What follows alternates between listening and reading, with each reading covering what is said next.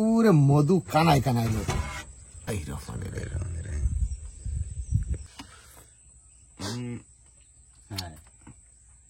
কাকু আল্লাহু আকবার, আল্লাহর নিয়ামত। ওই একই পড়ে যাবে পড়ে যাবে পড়ে যাবে। এই উপকূলীয় অঞ্চলে কুসংস্কার আছে যে মহিলাকে বাঘে খায় না, কুমিরেও খায় না। চাটে কুমির মাংসাশী প্রাণী, সে মহিলার পুরুষ দিয়ে খাবে খাবে না। শুভ সকাল, আমন্ত্রণ সবাইকে। আশা করি ভালো আছেন সবাই। আজকের সকালটা অদ্ভুত সুন্দর। দূরে যেই নদীটি দেখছেন সেটি পশুর, আর সামনে যেই খালটি দেখছেন তার নাম ঢাংমারি। সকাল সকাল ঘুম থেকে উঠতেই অপরূপ সুন্দরবন আর নদীগুলো দেখছি। সকালবেলা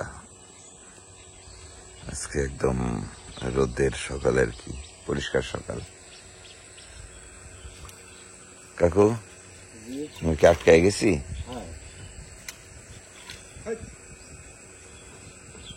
বের হওয়া যাবে?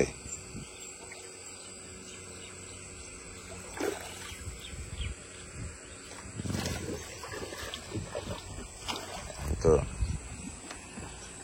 শেষ ভাটায় আটকা পড়েছে আমাদের ট্রলার, কাদায় ঠেকে গেছে। এখন কিছুতেই এটি নড়াতে চড়াতে পারছি না। বহু চেষ্টা করেও ব্যর্থ হলাম আমরা। পরে এবাদুল কাকা নিজে নামলেন, শহীদুল কাকু অনেক চেষ্টা করলেন, কিন্তু কিছুতেই কিছু হচ্ছে না। শেষ পর্যন্ত ট্রলার স্টার্ট দিতে হলো।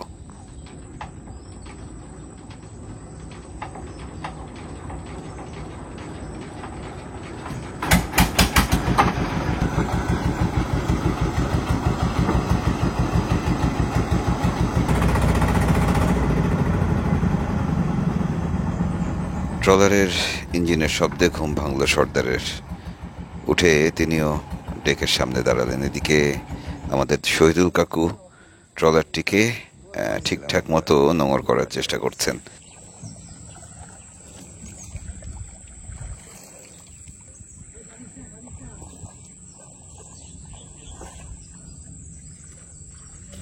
দেখি গ্রাবি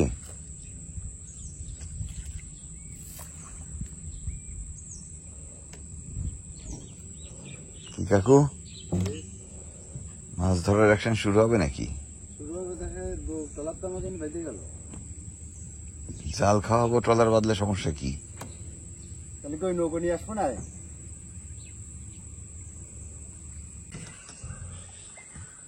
হ্যাঁ গিরিছে জঙ্গল করা লোক মোরো মানে কি গাছের উপর দিয়ে খাল দিবে? আমাদের ট্রলার এখনো ঠিকঠাক দাঁড়ায়নি। এদিকে ভাটা শেষ হয়ে জোয়ার শুরু হয়েছে। আমাদের এবাদুল কাকুকে নিয়ে ভোরবেলা, মানে ভোরের শেষ ভাটিতে মাছ ধরতে যাওয়ার কথা ছিল, কিন্তু ট্রলার সরাতে না পারায় সেটি পারিনি আমরা। ঠিক না ভাই কাকু, কাকুর এভাবে মাছ ধরার অভ্যাস নাই তো।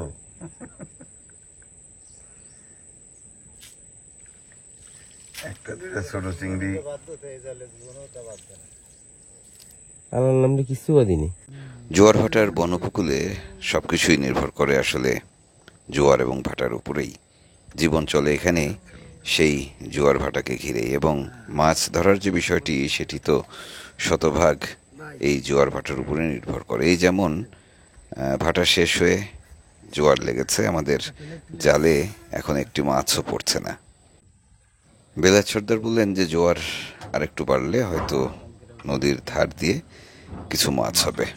সেই পর্যন্ত আমরা অপেক্ষা করব না।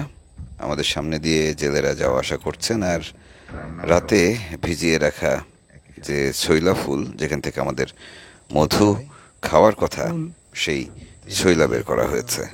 ওরে মধু কানায় কানায় লোট, কানায় কানায় লোট দেখাচ্ছি আপনার এখনই। মধু কানায় কানায়। এটা কি মধু? এটা হ্যাঁ, ওই যে টুক করে ভেঙে দিয়ে ওই কানা কানা মধু কানায় কানায় লোট। এই যে মধু আতে নেন। বিসমিল্লাহির রহমানির রহিম। পুরোটাই মধু। সব মধু, মধু ঘনত্বটা বাড়ায়। তাহলে এই যে এটা, আচ্ছা এই খেলাম। ও, না ভাঙলে তো খাওয়া মুশকিল হয়ে যাবে। শুভর ভাগ্যে থাকলো না। আরে এবার বেশি বেলা হয়ে গেলি এই মধু আর পাবো না। টেনে যাবে আবার। ইরে ভাই, এই মরা হয়েছি তাই নিয়ে যাবো সব। এই মধু কতগুলো দেখেন। ওরকমই তো থাকবে। কালকে এই বাড়তি কাজগুলো করে দিচ্ছিলাম, তাই এরা তো ভাঙতে দিল না। আর ভাঙলে আবার মধু কম হতো, একটু না কম হতো। দেখি দেন আর একটু খাই। এই বাংলা কিরা মধ্যে দিদি ইস, কয় গ্রাম মধু হয়েছে তাই কোন মধু গ্যাস আর মধুর ভিতরে কি জানি দেওয়া যাচ্ছে। এই হচ্ছে রেনু, এই রেনুটা সুন্দরবনের মধুতে বেশি থাকে, বেশি থাকে। এই জন্য ওই গ্যাস হয়। কাকু রেনু না, এটা রেনু বলে না ভাই, ওটা পরাগায়ন। বুঝলেন, এই সাইড ভেঙে দিয়েছে না, এটা কিন্তু মধু বেশি হয়নি। হ্যাঁ, হয়েছে এইটা লাল, এইটা জানি লাল। ওই ডালেন? ওই হাতে ডালেন? মরা কষ্ট ধরেছে ওই জন্য লাল হয়েছে। ভেঙে দিয়েছে না, যেগুলো ভাঙিয়েছে এই না মধু খারাপ না তো, আর একই সময় মধু হয়েছে। কাকু হাতে ডালি ডালি সে ভাই মাপতিছে, মানে একটা করে মাপতেছে যে কতখানি। ফুলির কাছে জোর করে মধু কাটিয়ে খালেন ভাই, পোকা ছাড়া, গাছ ছাড়া। ভাই পোকা ছাড়া। মৌমাছি থেকে তো কারিনি, ধরেন মৌমাছি গাছ থেকে কাটে। গাছ থেকে কারে, হ্যাঁ ফুলের থেকে কারে নেই, হ্যাঁ সেখান থেকে আপনারা কারেন। হ্যাঁ। তা আমি মাঝখানে মৌমাছিকে বঞ্চিত করলাম না। এটা এই এই যে ছইলার মধু, যখন যে ফেসবুকে ছইলা ফুল বা ফল দেখে, যাদের উপকূলের মানুষ, তারা তো চিনে ফেলে। ছোটবেলা যাদের এইদিকে কাটছে, হ্যাঁ, তারা তো বলে যে আমরা এভাবে কাদার মধ্যে রেখে দিতাম, সকালবেলা উঠে দেখতাম অনেক মধু। আপনি তো কোনোদিন এই আপনার আমার এই প্রথম দেখলাম। আর যে কাদার মধ্যে না দিলেই এই আমার খাইতেই ভুলে যায়। আমার কাকুদের মতো লোক যদি থাকে সকালবেলা, তারা কিন্তু এটা পাতবে না, কিন্তু সকাল ভোরবেলা উঠে দেখবে যে কোথায় কোথায় মধু আছে, কিন্তু খাবে। অন্য কারা পাতিছে, অন্য কারা- কারো জানি। ঠিক আছে কাকু, ধরেন আমি এটা খাই, আমরা পোকা ছাড়া মধু। হ্যাঁ, আহরণ করতে। এই যে সেমাই, হ্যাঁ, আর কি, সীমাই সেমাই ছোটবেলা আর কি, এই দেখেন, একেবারে কোট লোট, কোট লোট। এই যে রান্না দেখে না ভাই, কিরম ইয়ে ওই সাইড ভেঙে দিলে মধু কম হয়েছে। আর লাল হয়ে গেছে। এই যে দেখেন একদম ফুল লোড মধু। বিসমিল্লাহ, আল্লাহু আকবার, আল্লাহর নিয়ামত। যে কটা ভাঙ ওই একই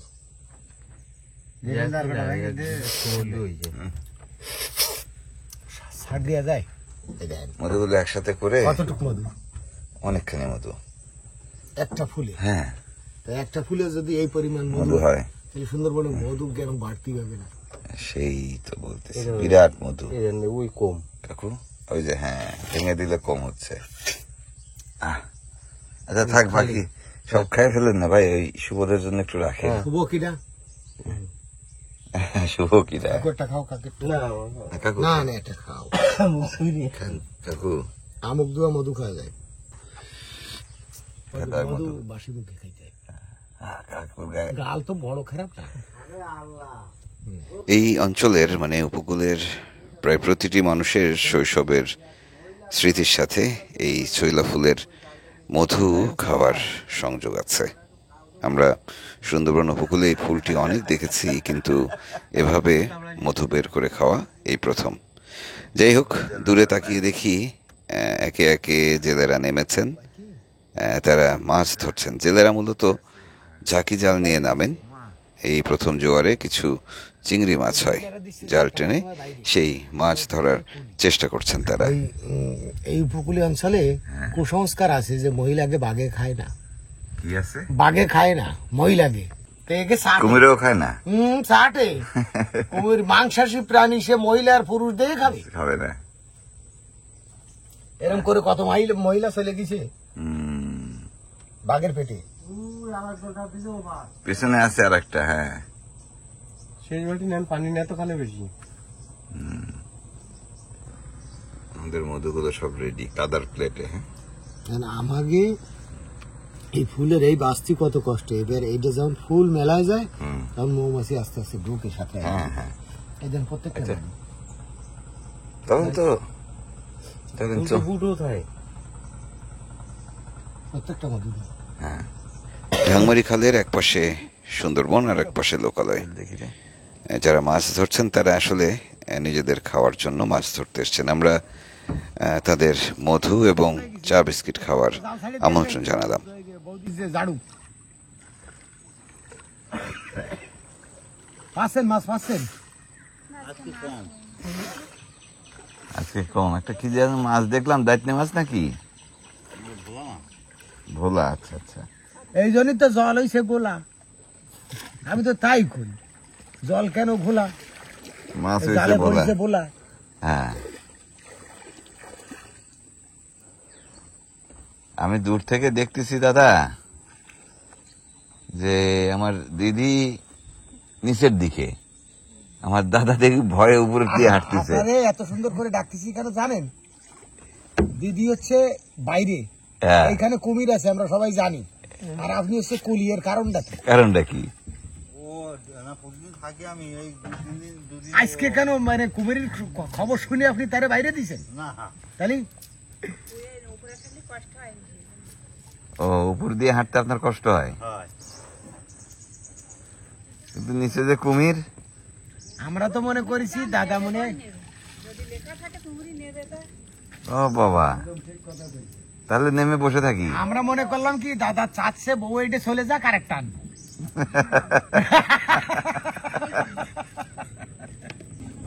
বুঝতে পারছি।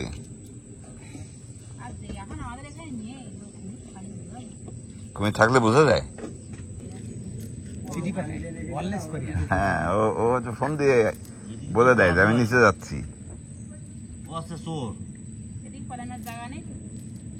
সুন্দরবনে সবই চোর, বাঘেও চোর।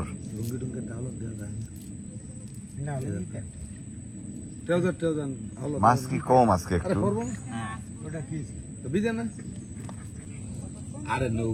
ইয়ের দিকে যান না, ভিতরের খালে যান না, শুধু এই বড় খালে খাওয়ার মাছ শুধু। বুঝতে পারছি। আমাদের ভাইয়ের একটা জাল নিয়ে আসছে, বুঝছেন? দেখেন জালের ফাঁস, দেখেন ওই যে দেখেন বড় মাছের। এই চা খেয়ে যান, চা খেয়ে যান দাদা। বাড়ি কোন জায়গায়? দাদা আমরা আসছি, আপনি আজ চাটা খেয়ে যান, দুজনে আইসেন, দিদিকে নিয়ে আসেন, চা তুলছে। হ্যাঁ মেহমান নেন দাদা। হৃদয় কি কোন জায়গায়? ঘুরতেছি একটু। আমরা এলাম হচ্ছে সুব্রতর বাড়ি, বুঝছেন? সুব্রত এই ওই যে ও কুমির ধরেছে। হ্যাঁ, কুমিরে ধরলো। ও দে, এই যে মোয়া খান কাকু, হ্যাঁ খান, খাইয়ে যান। কার কপালে কি আছে বললেন না? চা দে তো, যে কপালে কুমির থাকলে কি আর করা যাবে। চা দে। তো কপালে একটু চা বিস্কুট আছে, খেয়ে যান। এটা খান, মধু পাতাইছি, মধু পাতাইছি আমাদের, আছে আছে। পড়ে যাবে, পড়ে যাবে, পড়ে যাবে। হ্যাঁ, ওরে ওরাও খুলি মধু পাতা। ছোটবেলায় খাননি? আপনার বাপের বাড়ি কোন জায়গায়? ও তাহলে তো খাইছেন, এই ওড়ার ফুলটি মধু খাননি? এই সিদ্ধার্থ আছে না রিসর্টে, চেনেন কিনা বলতে হবে। সিদ্ধার্থ ভাই বড় বোন। আচ্ছা ও আচ্ছা, আচ্ছা। মানে পরশুদিন পেলেন বেশি মাছ? পরশুদিনে মাছ পাঠাইছেন? বাড়ি পাঠালাম পরশুদিনে পাঠাইছেন মায়ের বাড়ি, জামাইয়ের বাড়ি। কতখানি মাছ যে পাঠানো গেল? মানে ভালোই, সুন্দর। বাহ, ওইদিকে চিংড়ি মাছের দাম বেশি। হ্যাঁ, নষ্ট হয়ে গেছে পদ্মার গান যেগুলো টিভি সাথে একবারে কালি আগের দিনে টিভি মেখার দ্বারা দিয়ে আসছি, তাই বাবার বাড়ি দিয়ে আসলাম। আমার বাড়ি এখন কাছাকাছি, আর কালি এগুলো নিয়ে আসছি আমার বাড়ি দিয়ে। জামাইয়ের বাড়ি কোথায়? ওই আপনার বাড়ি হচ্ছে কোন উপরে উঠে? এইদিকে বাড়ি না, ভিতরে। মানে স্কুলের কোন দিকে? স্কুল থেকে পিছনে, স্কুলের পিছনে আমাকে বাড়ি, কিন্তু আমরা নতুন বাড়ি করি ওই সাইডে। এই সাইডে মানে ওই রাস্তার না এই অবদমিয়ে দেখতে আছে। যে কোনো ঋতুতেই সুন্দরবনের সকালটা ভীষণ সুন্দর হয় এবং হেমন্তের সকাল এটা নিয়ে কোনো কথাই চলবে না। আমরা ট্রলারে বসে বসে সুন্দরবনের এই সকালটি দেখছি। ওদিকে যাদের চা এবং মধুর আমন্ত্রণ জানিয়েছিলাম সেই দাদা এবং বৌদি তারা তাদের কাজে ফিরে গেলেন। আমাদের ট্রলারে সকাল সকাল লাল চা হয়েছে, শহীদুল কাকু চা বানিয়েছেন, আর চা খেয়ে আমাদের এই দাদা বৌদি তারা আবারও মাছ ধরতে নেমে গেলেন। ইয়ে হলে পানটা থাকলে ভালো হতো। এখন আপনারা তো পান না খায় থাকবেন সারাদিন।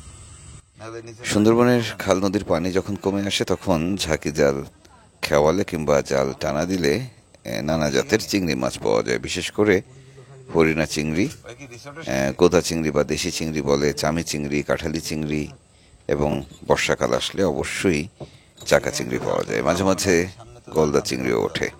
তবে সাধারণভাবে বা স্বাভাবিক সময়ে ছোট ছোট চিংড়ি বেশি ধরা পড়ে এসব জালে। রান্না বান্না করেছি রান্না করেছেন ডিম আর আলু। ডিম আর আলু আমাকে সাজানো হবে। হ্যাঁ হবে। আত্মীয় গিলি যখন রান্না করতে সময় লাগে না, আমরা হলাম 3 জন লোক, তো 3 জনের ভিতরে না এই 3 জনের হলো আর রান্না করে দেবো। সেটাই। ছেলে মেয়ে কয়টা? ছেলে ঘুমাচ্ছে। ওরা দুই মামা ভাই না ঘুমাচ্ছিল, মামা উঠে চলে আসছে। হ্যাঁ সেই তো। না ফেরত যাচ্ছেন? হ্যাঁ এদিকে আসো করে ডাইয়ে বৌদিনে দেবে বাইরে আর সে থাকবে ডাঙ্গায়। কি খারাপের খারাপ। আমার দাদা। জোয়ারে যখন বড় নদী থেকে পানি এই খালে ওঠে তখন বড় বড় কুমির ঢুকে পড়ে এসব খালে। পুরো জোয়ার ধরে যারা খালের আগার দিকে অর্থাৎ এই অঞ্চলে চলে আসে, আবার যখন ভাটা শুরু হয় তখন সেই কুমিরগুলো নেমে যায় বড় নদীতে, মানে পশুরে। তো এই সময়টা তারা জানেন। ভাই কই যান? কোথায় যাচ্ছেন? কাঁকড়া ধরতে? সেটা জানেন বলেই কি দিয়ে ধরবেন? নির্বিঘ্নে এই খালের ভেতর হেঁটে বেড়াচ্ছে মানুষেরা। তারপরেও ঝুঁকি থাকে। খালে কুমির টুমির দেখলেন?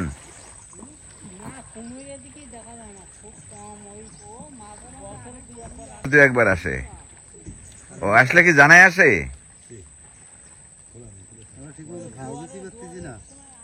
ও জোয়ারের সময় আসবে। আচ্ছা আচ্ছা, মানে ভাটার সময় কুমির পাওয়া যাবে না এদিকে, তাই তো? মানে থাকবে না, পানি কমে যায় তো। কাকু আমরা তো প্রচুর মাছ ধরলাম সকাল থেকে। হ্যাঁ এখন কি একটু চেষ্টা করবো? করতে হবে না চেষ্টা একটু করতে হবে। হ্যাঁ না তো